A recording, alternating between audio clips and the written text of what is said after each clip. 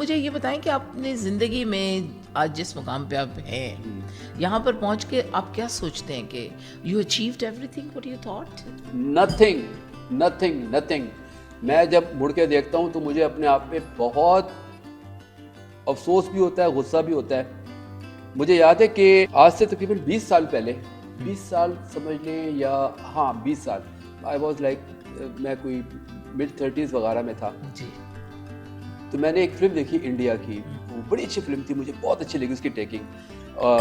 مہیش بھٹ صاحب اس کے پروڈیوسر تھے. ڈائریکٹر اس کا جو تھا نا, وہ ہی was at that time 27 years of age. Oh my God. اور اس کی فلم بڑی اچھی لگی. تو میں نے کہا یار, حالانکہ کام تو ہم نے بہت کیا ہے ٹی وی کے اندر, میوزک کا بہت کام کیا ہے الحمدللہ, مگر میں یہ سمجھتا ہوں کہ وہ بہت کچھ اور کر سکتے تھے.